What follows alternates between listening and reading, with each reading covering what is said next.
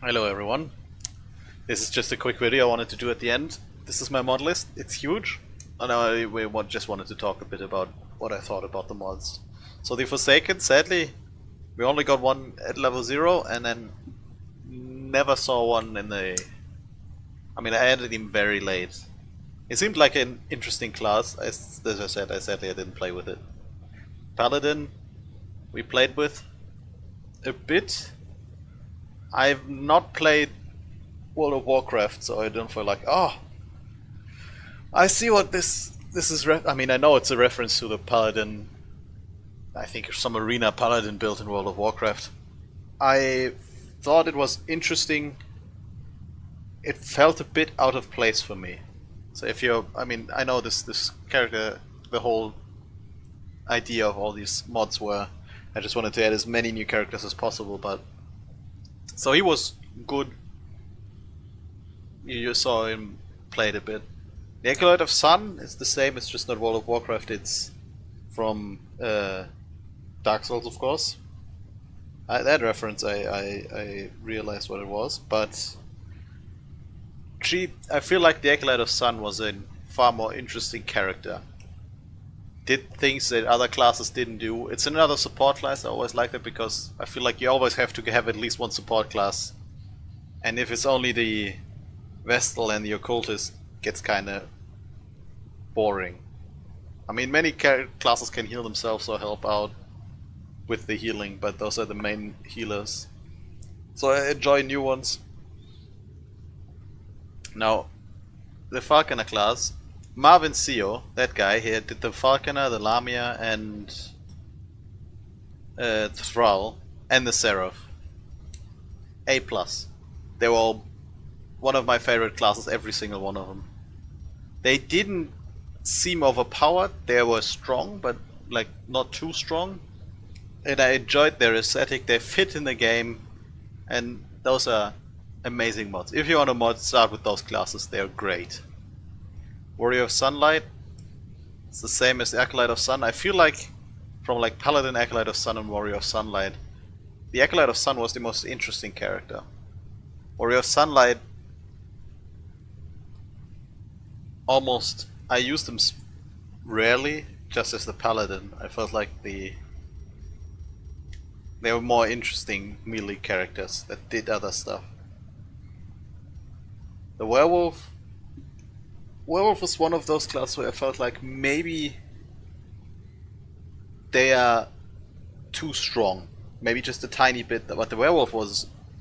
It was a very interesting class, but the automatic repost in the Werewolf mode was very strong, and I didn't use many of the other skills, just used it for damage dealing. That's not bad, it was an interesting class, and I liked having another transformation class like the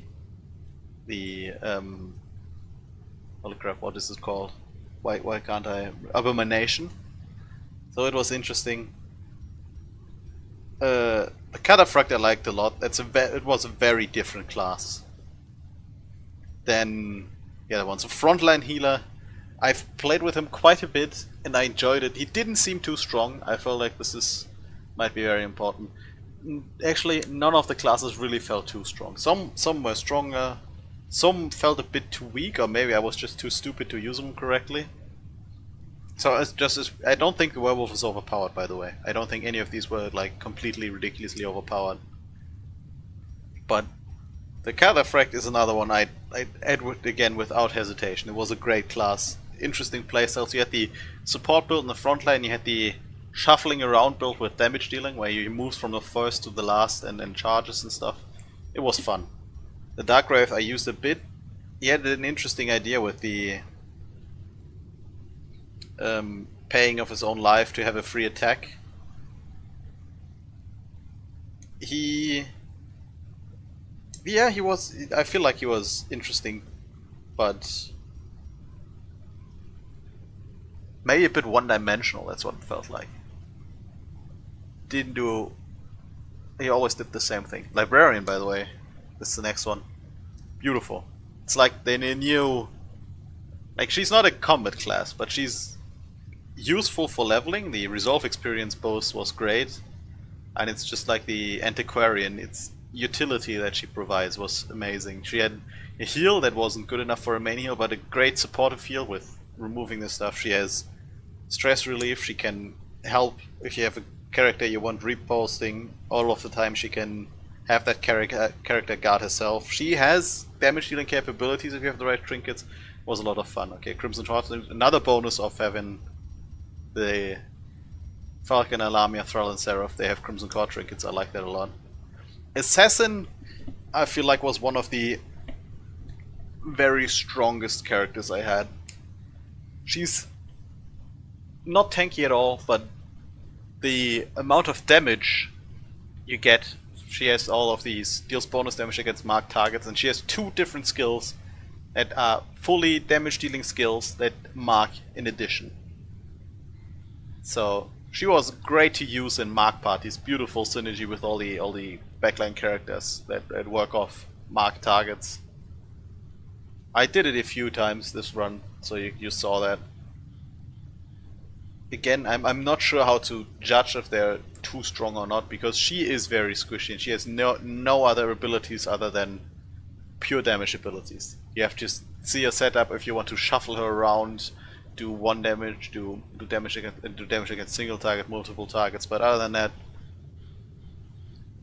it is a fun character, but a very strong one. If you feel like you don't want to make the game too easy, the Assassin is one of the strongest classes I added, I feel like. Just from pure, if you can use her correctly. There's a few classes from another guy. I have the Revenant, Scourge, and Prodigy. I like them. The Prodigy I didn't use very much because we got him way too late, and at some point I used the high level characters. All of these were interesting. They're also quite strong, like the Scourge with his Blight movement can be really good if you're fighting against an enemy who tries to deal damage with Blight. Basically, your team is invincible to Blight, and instead the enemy takes the damage. That's really strong. Revenant was, I felt like, more balanced. All of these are interesting. I like these. I know this guy had more different mods, but I've read that some of these had problems and stuff, so I didn't add more than else. I like these. Even the Prodigy, even though I didn't fight a lot with him, every single move, like the 2 stances, and depending on which position he is, he can use the moves and moves him back or forth. I like that. The Vamp was another one of those characters I felt like was really strong, because she has a strong damage dealing attack that heals herself and buffs her self heal. I feel like she could solo a few enemies because she just attacks every turn and self heals. It's probably pretty hard to lose that character. I mean, other than that, it was, I liked it, but maybe a bit too strong, honestly. Now, these seem to be from the same character: Martyr, Trapmaker, Cannoneer, Corvus, and Pit Fighter. Martyr, I feel like out of all of these I like the most. He was a very interesting one, of course. Like with the repost healing your team, that was beautiful. It did very well, like stylistic with what the Martyr should do, and it's another support character. I like the variety of having different healers you can put into your team. The Trapmaker was fun. The problem with the Trapmaker for me was I felt like there were more interesting backline class mods. For example, the Cannoneer. Huge damage against bosses, for example, but had to buff himself, otherwise he'd deal no damage, and then it would reduce his accuracy and all that stuff. A lot of fun, I feel like. It's a very simple idea, but a role that no other class really does. Courtesan was an interesting heal support character. Like, I did a few runs where I tried to use her as the only healer, and it worked, but the stressing she inflicted on herself was a bit of a drawback. I felt like Courtesan was an interesting character class. Not one of the greatest mods, but it was interesting at least.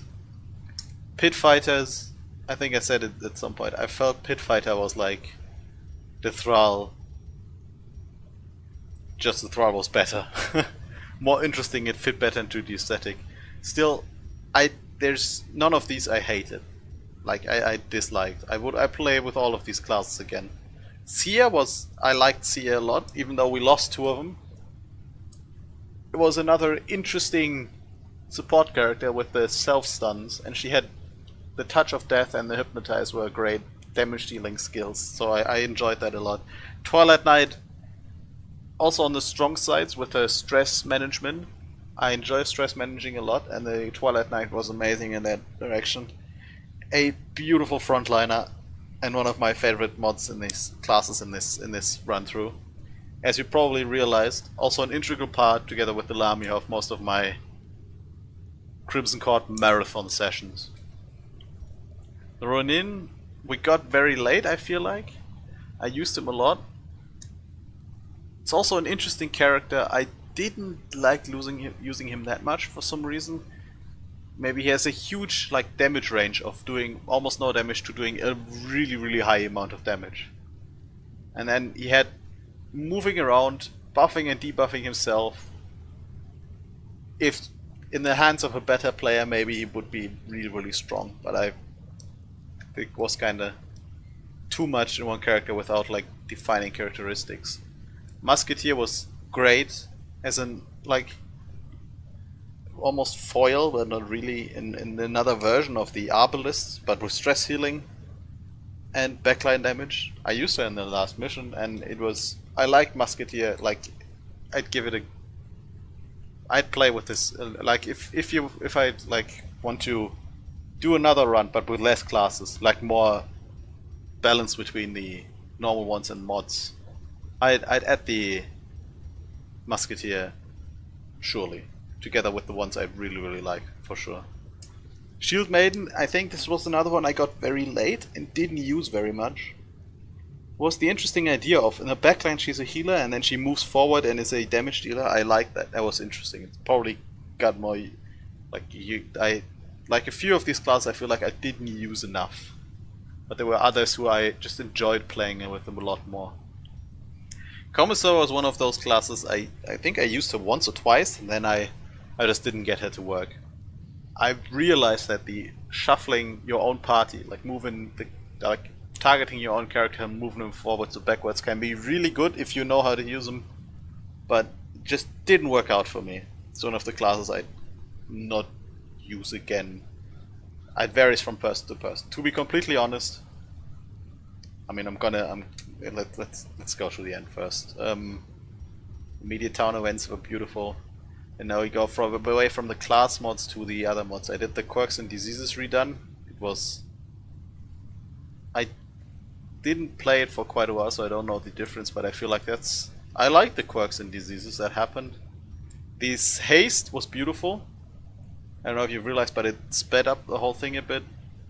A few of these I did because at the episode 0 of this playthrough you see me going through the mod list, and there's I used the mod list of someone, I think it was called Shattered Estate or something, as a baseline and added a few more characters basically. And those were in there for use of something or else. I think no camera zoom is also great for the Crimson Court because it gets really annoying when the camera, when you scout the new ways and the camera zooms completely elsewhere. The districts, I didn't use them very much, but I liked the additional options. These were great, Army of Bones, House Full of Piggies, Unleashing the Kraken. The increased enemy variety was a blast. You saw that they were basically all reskins, but it was amazing. Different fights, different characters. I think this does a lot for the longevity of your run. Stress relief buildings, better stagecoach was of course better stagecoach. I did basically because I wanted to see new characters faster. I feel like if you have a lot of custom classes, that's amazing. That's really good. Inventory stack against for quest items. If you have 3 quest items, you have 3 of them in one stack instead of separate. The hell I did a few times. I feel like I didn't get the most out of that mod. I enjoyed it a lot. The option of getting the coins to fighting bosses again. I only use the bronze coin, that's a normal boss. I think the silver coin is a better boss, and then the red coin is a Crimson Court boss, and that would be interesting. Refighting the Crimson Court bosses, because we fight all of them once, and they were a lot of fun. So that seemed like a good thing. Creeping Mist was fun. It's the so you don't always like you have a chance of either having to use shovels to get rid of a blockage or using your torch to go through it. But like again, more variety helps the game a lot. And then so I like the mod list. I want to repeat. All of these class mods were fun, and I think the creators did a great job. And if I'm gonna replay, I'm probably gonna replay it again. I'm gonna tweak the class list a bit, take out a few classes I don't like. Hopefully, maybe there are gonna be a few more amazing classes to add. But I mean, basically, this is just a video of me rambling in the end, because I really liked this playthrough. It was a lot of fun. And I hope you guys did as well. As I said, if you have like ideas of what I should play next, games that are like the Darkest Dungeon, write in the comments, and I will revisit this when the next DLC comes out. I think it's not long until then, to be honest. Like if 1-2 months. It's already announced and everything, so gonna replay Darkest Dungeon shortly. And yeah, I want to thank you again for watching, and yeah, I'll see you around.